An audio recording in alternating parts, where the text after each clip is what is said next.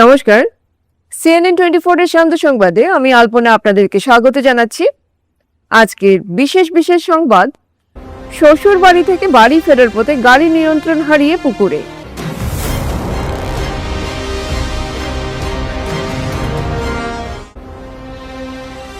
একটি ভবনে দুটি অঙ্গনবাড়ি কেন্দ্র অথচ ছাদহীন শ্রেণীকক্ষ, দক্ষিণ চান্নি ঘাটে দ্রুত সংস্কারের দাবি।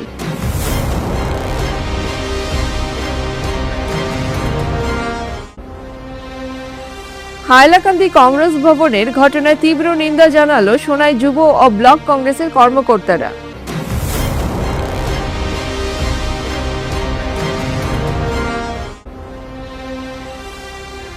করইকান্দিতে ভারতমালা প্রকল্পের সড়কের গতিপথের জট আজও কাটেনি, ফের জমির মাপ ঝোঁক।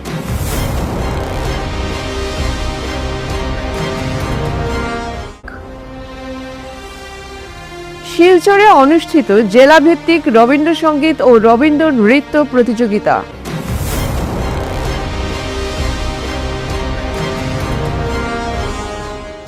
এবারে সংবাদ বিস্তারিত।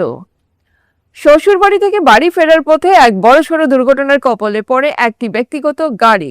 ঘটনাটি ঘটেছে নিলামবাজার এলাকার ঘোড়ামারা গ্রামে। নিয়ন্ত্রণ হারিয়ে গাড়িটি রাস্তার পাশের একটি পুকুরে পড়ে যায়। জানা গেছে, দুর্ঘটনার সময় গাড়িতে চালক সহ মোট 3 জন ছিলেন। তাদের মধ্যে চালকের স্ত্রী ও বোনও উপস্থিত ছিলেন। গাড়িটি পুকুরে পড়ে যাওয়ার সঙ্গে সঙ্গেই এলাকায় চাঞ্চল্যের সৃষ্টি হয়। স্থানীয় বাসিন্দারা দ্রুত ঘটনাস্থলে ছুটে এসে উদ্ধার কাজ শুরু করেন। তাদের তৎপরতায় গাড়ির ভেতরে আটকে পড়া 3 জনকেই নিরাপদে বের করে আনা সম্ভব হয়। ফলে বড় ধরনের প্রাণহানির ঘটনা এড়ানো গেছে। কাছাড় জেলার দক্ষিণ চান্নি ঘাট এলাকার 138-252 নম্বর অঙ্গনবাড়ি কেন্দ্রের বেহাল অবস্থা ঘিরে উদ্বেগ প্রকাশ করেছেন স্থানীয় বাসিন্দা, অভিভাবক এবং কেন্দ্রের কর্মীরা। অভিযোগ, একই ভবনে দুটি অঙ্গনবাড়ির কেন্দ্র পরিচালিত হলেও দীর্ঘদিন ধরে ভবনটির কোনো সংস্কার বা মেরামতের উদ্যোগ নেওয়া হয়নি। স্থানীয় সূত্রে জানা যায়, প্রায় 2 বছর আগে প্রবল শিলাবৃষ্টিতে কেন্দ্রটির ছাদ মারাত্মকভাবে ক্ষতিগ্রস্ত হয়। বর্তমানে ভবনের বেশ কয়েকটি অংশ ছাদহীন অবস্থায় পড়ে রয়েছে। এর ফলে শিশুদের পাঠদান কার্যক্রম ব্যাহত হচ্ছে এবং বর্ষাকালে পরিস্থিতি আরও দুর্বিষহ হয়ে উঠছে। অভিযোগ উঠেছে, একাধিকবার সংশ্লিষ্ট দপ্তরে বিষয়টি জানানো হলেও এখনো পর্যন্ত কোনো কার্যকর পদক্ষেপ নেওয়া হয়নি। এতে ক্ষোভ প্রকাশ করে স্থানীয় রুমি রানী পাল ও জগদীশ দাস। এ সময় উপস্থিত ছিলেন অন্যান্য সচেতন নাগরিক ও অভিভাবকরা। স্থানীয়দের বক্তব্য, এই অঙ্গনবাড়ির কেন্দ্রে শুধু শিশুদের প্রাক প্রাথমিক শিক্ষাই নয়, গর্ভবতী ও প্রসূতি মায়েদের টিকা দান সহ বিভিন্ন স্বাস্থ্যসেবামূলক কার্যক্রমও পরিচালিত হয়। ফলে কেন্দ্রটির নাজুক অবকাঠামোগত পরিস্থিতি শিশু ও মায়েদের নিরাপত্তা নিয়েও বড় প্রশ্ন তৈরি করেছে। এলাকাবাসীর দাবি, সংশ্লিষ্ট প্রশাসন ও সমাজ কল্যাণ বিভাগ দ্রুত হস্তক্ষেপ করে কেন্দ্রটির সংস্কার কাজ শুরু করুক, যাতে শিশুদের অন্য নিরাপদ শিক্ষার পরিবেশ নিশ্চিত হওয়ার পাশাপাশি স্বাস্থ্যসেবামূলক কার্যক্রমও স্বাভাবিকভাবে পরিচালিত হতে পারে। আমরা তো সব মিলিয়া পঞ্চায়েতদার এখানে গেলাম, গিয়া রিপোর্টও দিলাম। এরপরে কইলা কাগজ একটা লেখানি লাগে, এটা হইলো কাগজও লেখানি হইলো, সবার সাইনও লইলো, লইয়াও জমা দেওয়া হইলো। এরপরে তো কোনো খবর নাই। এরপরে তো দিদিমণিও অফিসেও গেলা, গিয়া অফিসেও রিপোর্ট দেওয়া হয়েছে, কিন্তু এখানে কোনো আমরা কিচ্ছু পাইলাম না। মানে স্কুলটা ঠিক করাইবার লাগে, মানে আমরা তো চাইছি মানে একটু আমরা টিনটা দিলে তো স্কুলটা ঠিক হয়, বাচ্চা নিয়ে বুঝতে পারে, একটু পড়াশোনা করতে পারে, এইরকমও কিছু নাই। আমরা সবার কাছে তো আবদার করছি, এরকম কিছু পাইছি না। ক্লাস হয় না, কেন বৃষ্টি পড়ে, বৃষ্টির লাগে ঘরের মধ্যে বয়াও যায় না, আর বন্ধ থাকে, সব জিনিস ভিজিয়া নষ্ট হইয়া যায়। এখানে বইবারও কোনো, আর যদি কোনোদিন একটু রোদ উঠেতে আমরা বাচ্চা ভিতরে বাড়ি বাড়ি গিয়ে খবর দেই, দিদিমণি দেয়, হেল্পারে দেয়, এরপরে আইন বাচ্চা গার্জেন লইয়া ওরকম অবস্থা চলে। না, এটা দেখা হয়েছে না, এখানে তো খেওয়াইছি না, আইসে আমি তো শুনছি না। এখন যদি কোনো কাজ হয় ভালো করে তাড়াতাড়ি কাজ হয়ে যায়, বাচ্চা একটু করতে পারেন। হাইলাকান্দি কংগ্রেস ভবনে সোনাই সমষ্টির বিধায়ক তথা অসম প্রদেশ কংগ্রেসের কমিটির সাধারণ সম্পাদক আমিনুল হক লস্করের বিরুদ্ধে হওয়া মন্তব্য ও বিক্ষোভের ঘটনায় তীব্র নিন্দা জানিয়েছে সোনাই যুব কংগ্রেস ও ব্লক কংগ্রেসের নেতৃবৃন্দ। শনিবার শিলচর জেলা কংগ্রেস ভবনে কর্মকর্তারা অভিযোগ করেন যে হাইলাকান্দির বিধায়ক জুবায়ের এনামের ইশারায় কিছু তথাকথিত যুব কংগ্রেস কর্মী আমিনুল হক লস্করের বিরুদ্ধে অশালীন ভাষা প্রয়োগ ও গালিগালাজ করেছেন। নেতৃবৃন্দের দাবি, যারা এই ঘটনার সঙ্গে জড়িত তারা দীর্ঘদিন ধরে কংগ্রেসের সাংগঠনিক কর্মকাণ্ডের বিরোধিতা করে আসছেন। তাদের বিরুদ্ধে লোকসভা নির্বাচনে কংগ্রেস প্রার্থীর বিরুদ্ধে কাজ করার অভিযোগও তোলা হয়। সোনাই যুব কংগ্রেস ও ব্লক কংগ্রেসের নেতারা ঘটনাটির তীব্র নিন্দা জানিয়ে প্রশাসনের কাছে দোষীদের বিরুদ্ধে দ্রুত আইনানুগ ব্যবস্থা গ্রহণ ও গ্রেফতারের দাবি জানান। তাদের বক্তব্য, কোনো জনপ্রতিনিধির বিরুদ্ধে এভাবে অশালীন আচরণ ও গালিগালাজ গণতান্ত্রিক সংস্কৃতির পরিপন্থী এবং তা কোনোভাবেই গ্রহণযোগ্য নয়। হাইলাকান্দি রাজীব ভবনে একটা নিন্দনীয় ঘটনা ঘটছে। আজকে আমরা দেখতে পাচ্ছি সংবাদ মাধ্যমে, আমরা সোনাই যুব কংগ্রেসের আজকে এখানে কর্মকর্তা আসুন, ব্লক কংগ্রেসের কর্মকর্তা আসুন। আজকে আমরা সংবাদ মাধ্যমে একটা নিন্দনীয় ঘটনা দেখে আজকে আমরা খুব দুঃখিত। আজকে হাইলাকান্দির আলগাপুরের বিধায়ক জুবের আলমের ইশারায় আজকে ওনার যে গুন্ডা বাহিনী আছে, যারা তথাকথিত যুব কংগ্রেস করেন ওরা, আজকে ওরা কি করলো, আমাদের প্রাণপ্রিয় বিধায়ক, আমাদের সোনাই সমষ্টির বিধায়ক মাননীয় আমিনুল হক লস্করকে, যিনিকে আজকে মানে সোনাই সমষ্টির 90,000 মানুষ আজকে প্রাণ ভরে ভোট দিয়ে জয়ী করেছিলেন। আজকে উনি এপিসিসির সাধারণ সম্পাদক, আজকে উনি মাননীয় বিধায়ক, ওনাকে নিয়ে আজকে যে তীব্র নিন্দনীয় ভাষায় যে ওনার উপর যে গালিগালাজ আজকে কারা করলো, এই বিজেপির দালাল, আসলে দালাল কারা? এরা যারা বিগত দিনে আমরা লোকসভা নির্বাচনে দেখেছি যে হাফিজ রশিদ আহমেদ সাহেবের মতো ব্যক্তিদের ওনারা এগেস্ট করেছিলেন, বিজেপির হয়ে কাজ করেছিলেন। এইবারের ইলেকশনে হাইলাকান্দিতে রাহুল রায়ের এগেস্ট করেছিলেন এরা। হাইলাকান্দি যুব কংগ্রেসের সভাপতি সহ আরও কয়েকজন, সবাই নয়, কয়েকজন যুব কংগ্রেসের এই কর্মীরা আজকে যে ঘটনাটা করলো আমাদের বিধায়কের সাথে, এটা খুবই নিন্দনীয়। আমরা এই ঘটনার তীব্র নিন্দা জানাই। আর আমরা মানে এই যে আজকের যে রিভিউ মিটিং ছিল, উনি অবজারভার হিসাবে গিয়েছিলেন, এপিসিসির দায়িত্ব পালন করতে উনি গিয়েছিলেন, কিন্তু এইভাবে ওনার উপর যে গালিগালাজ, এইভাবে একটা মানে সংগঠনের বিরোধিতা ওরা করছেন। আজকে কংগ্রেসের হাইলাকান্দিতে এই অবস্থা কেন? ওরার জন্য। আজকে দেখছেন এপিসিসির সভাপতিকে নিয়ে, এই যে ওনার গৌরব গগৈকে নিয়ে এই যে হাইলাকান্দির আলগাপুরের বিধায়ক যে মন্তব্য করেছেন, আমরা কয়েকদিন আগে সংবাদ মাধ্যমে দেখতে পেরেছি। আজকে ওনার এই ছেলা চামুন্ডারা, এই দালালরা, বিজেপির দালালরা আজকে আমাদের বিধায়ককে নিয়ে এইভাবে যে মন্তব্য করেছেন, এটা আমরা কোনো মতেই মেনে নিতে পারি না। দলাল ওনারা এবং ওনাদের যে নেতা জুবের আলম, ওরা দলাল। এই ঘটনা তীব্র নিন্দা জানাই এবং প্রশাসনিক ব্যবস্থা ওনাদের উপর আমরা দাবি জানাই, প্রশাসনকে জানাই অতি সত্বর এইরকম গুন্ডাদের অ্যারেস্ট করা হোক, যাতে ভবিষ্যতে মানে কোনো জনপ্রতিনিধিদের এরকম করা না হয়। করইকান্দিতে ফের ভারতমালা প্রকল্পের জমি অধিগ্রহণের মাপঝোঁক হলো শনিবার। দুপক্ষের প্রকল্পের গতিপথ নিয়ে জটলার কারণে এই প্রকল্পের কাজ মাঝপথে থমকে যায়। শনিবার কাছাড় জেলা প্রশাসন বিশাল আধা সামরিক ও পুলিশ বাহিনী এনে ফের বিতর্কিত জমি মাপঝোঁক করে পিলারিং করে। এতে দেখা যায় 2023 সালে কাছাড় জেলা প্রশাসনিক তরফে যে গতিপথ তৈরি করা হয়েছিল তা বাদ দিয়ে নতুন আরও এক গতিপথ নির্ধারণ করে মাপঝোঁক করে পিলারিং করা হলো। আর এতে এক পক্ষের খুশির হাওয়া পরিলক্ষিত হলেও অপরপক্ষ বেজায় অখুশি। শনিবার জমি বিতর্কের অবসান ঘটাতে কাঠিগড়া সার্কেল প্রশাসন ও জেলা প্রশাসনের উদ্যোগে গুয়াহাটি উচ্চ ন্যায়ালয়ের নির্দেশক্রমে জমি জরিপ ও গতিপথের কাজ চূড়ান্ত করতে কঠোর স্থিতি গ্রহণ করে। এক্ষেত্রে যদিও অপ্রীতিকর কোনো ঘটনা ঘটেনি, তবে ফের পুরনো বিতর্ক উস্কে উঠে। এলাকার একাংশ জমি মালিক সংশ্লিষ্ট প্রকল্পাধীন 4 লেন সড়ক নির্মাণের ক্ষেত্রে 2023 সালে জমি মালিক ও জমির সুবিধা অনুসরণ করে যে জমি জরিপ করা হয়েছিল, এক পক্ষের দাবি 2023 সালে যে জমি জরিপ করে সড়ক নির্মাণের ক্ষেত্রে চূড়ান্ত করা হয়েছিল, ওই জমির উপর দিয়েই সড়ক নির্মাণ করা হোক। এলাকা তথা বৃহত্তর এই অঞ্চলের আর্থ সামাজিক উন্নয়নের ক্ষেত্রে সড়ক যোগাযোগ ব্যবস্থাকে সুদৃঢ় করার ক্ষেত্রে তারা তাদের পাট্টার জমি ছাড়তে প্রস্তুত, তবে সরকারিভাবে তাদের ক্ষতিপূরণ মিটিয়ে দেওয়া হোক। অপরপক্ষের দাবি, কম করেও 400 বছরের পুরনো একটি কবরস্থান রক্ষা করে সড়ক নির্মাণ করার দাবি জানিয়েও গুয়াহাটি উচ্চ ন্যায়ালয়ের দ্বারস্থ হয়েছিলেন তারা। সেই দাবিতে সাড়া দিয়ে আজ ভারতমালা প্রকল্পের জমি অধিগ্রহণ করা হলো। এতে স্থানীয় মানুষ বেজায় খুশি।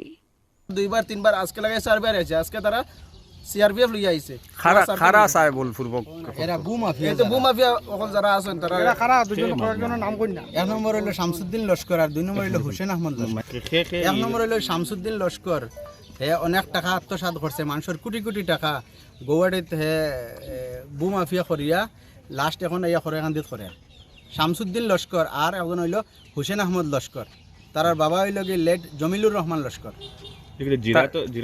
জিরাত করার তারা অনেক মানুষ দিয়া জিরাত করাইছে করাইয়া এখন তারা সিন্ডিকেট মারফতে তারা পয়সা লওয়ার মানুষের কাছ থেকে এই সিস্টেমটা কিলা মানে এই সিস্টেমটা তারা শিলচর যে এনআইসিডিসিএল অফিস আছে এনআইসিডিসিএলের মানুষ আছে আর লগে তার লগে এলএ ব্রাঞ্চেরও মানুষ আছে এরপরে আর এগ্রিকালচারের মানুষ আছে এটা সবার নাম জানি না আমরা আপনারা যদি তদন্ত করেন পাইবা সব 2023 মানে ৰাস্তা যেদিকে আহিছিলে সেইদিকে যাব লাগে আৰু দ্বিতীয়বাৰ যাতে যে চাৰ্ভে কৰা আহিছে তেওঁলোকে যাতে আৰু এইফালে ৰাস্তা নানে আৰু যাওয়া হ'লে পহিলা ৰাস্তা যেরকম আহিছিলে মানে তেনেকৈ যদি যাওয়া হয় তেতিয়াহ'লে আমাৰ ঘৰ বাৰী আমাৰ খেতি পথাৰ সকলো পৰিবাৰ মানে আমাৰ তলে ডুবিব আৰু সেইকাৰণে আমি মানমুনা পহিলা যেরকম ৰাস্তা আহিছে তেনেকৈ যাতে যাব লাগে আমাৰ আপোনালোকৰ ওপৰত ৰিকুৱেষ্ট আৰু আমাৰ ঘৰ বাৰীও যাতে থাকে আমাৰ পৰিবাৰো থাকে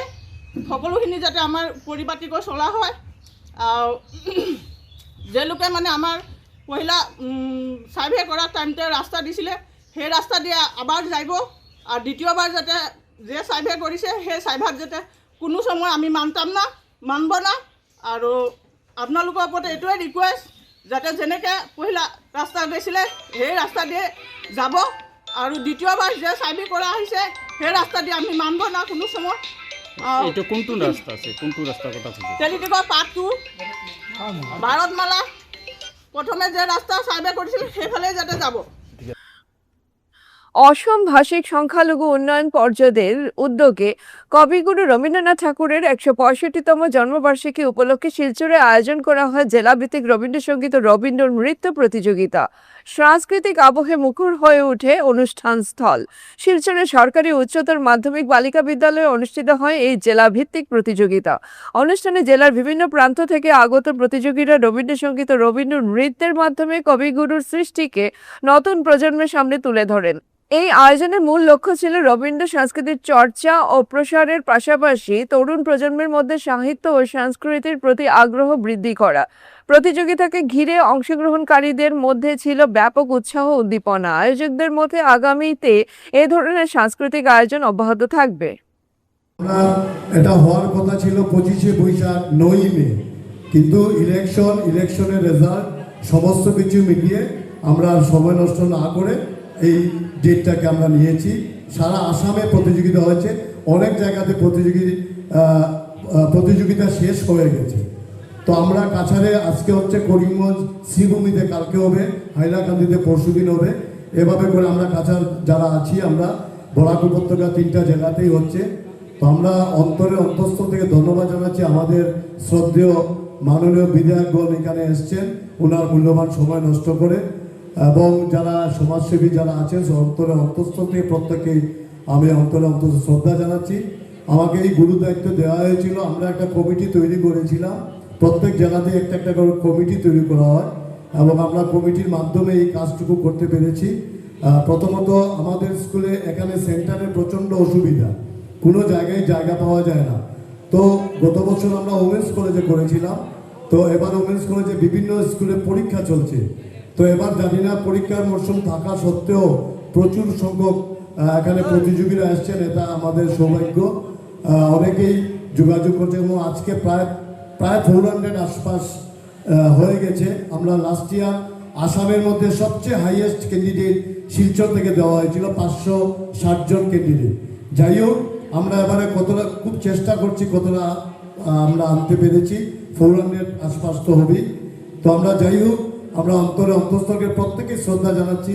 এবং এই যে অনুষ্ঠান সারা আসাম ব্যাপী যেভাবে এত সুন্দর করে অনুষ্ঠান সাজানো হয়ে থাকে, শুধু রবীন্দ্রসঙ্গীত এবং রবীন্দ্র নৃত্য, আমাদের কৃষ্টি সংস্কৃতিকে, বাঙালির কৃষ্টি সংস্কৃতি তুলে ধরার জন্য শিলাদিত্যদার এই সুন্দর প্রয়াস।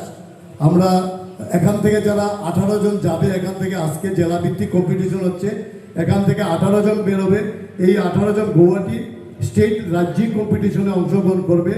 ওরা যাবে, সরকারের আমন্ত্রণ এসছে, তো ওরা যারা জিতবে আজকে থেকে আমরা ওখানটায় যাব। গত বছর আমরা পুরস্কার একটা ছিনিয়ে আনতে পেরেছি, এর আগের বছর আমরা রবীন্দ্রসঙ্গীতে এনেছি, লাস্ট ইয়ার আমরা নাচেও এনেছিলাম। তো প্রত্যেকের আশীর্বাদ এবং চাইছি আমরা এই অনুষ্ঠানকে সুন্দর এবং সার্থক করে তোলার জন্য। তো সবাইকে আবার আমি এজ এ কোঅর্ডিনেটর হিসাবে, জেলা সংযোজক হিসাবে আমি সবাইকে অন্তঃস্থল থেকে ধন্যবাদ জানাচ্ছি। মানবিকতার আরেক দৃষ্টান্ত স্থাপন করলেন উত্তর করিমগঞ্জের বিধায়ক জাকারিয়া আহমেদ পান্না। এক ছেলের জন্মদাত্রী মায়ের পিত্তথলিতে পাথর, তাই মায়ের অপারেশনের জন্য ছেলেটি সবার কাছে অর্থ সাহায্য চাইছিল। তা প্রত্যক্ষ করে বিধায়ক খানিকটা হতভম্ব হয়ে যান। তৎক্ষণাৎ নাবালক ছেলেকে ডেকে এনে যাবতীয় অর্থ বহন করার আশ্বাস দেন, যা দিয়ে ওর মায়ের অপারেশন করা হবে। পাশাপাশি নাবালক ছেলেটির ভবিষ্যতের কথা চিন্তা করে রবিবার 31শে মে ভিক্ষাবৃত্তি থেকে বিরত থেকে পড়াশোনা করার তাকে পরামর্শ দেন বিধায়ক পান্না। উল্লেখ্য, বদরপুর শ্রীগৌরী হাসপাতালের স্বাস্থ্য পরিষেবা অবগত হতে বিধায়ক পান্না শ্রীগৌরী হাসপাতাল পরিদর্শন করতে গেলে করুণ দৃশ্য চোখে পড়ে বিধায়কের। সঙ্গে সঙ্গে ছেলেটিকে ডেকে এনে ওর মায়ের অপারেশনের জন্য অর্থ সাহায্যের আশ্বাস দেন।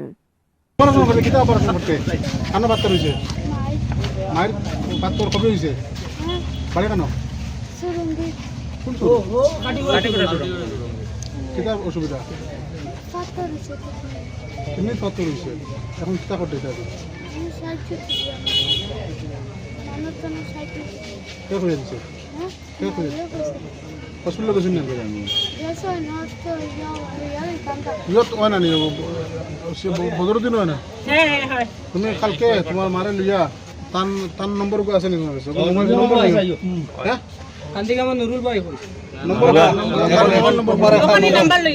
মারে লইয়া আইও হসপিটাল, কত খরচ লাগে আমি দিয়ে দিব। হ্যাঁ, এলা খুঁজিও নাম্বার দিই। আজকের বিস্তারিত খবর এখানেই সমাপ্ত হলো। ধন্যবাদ।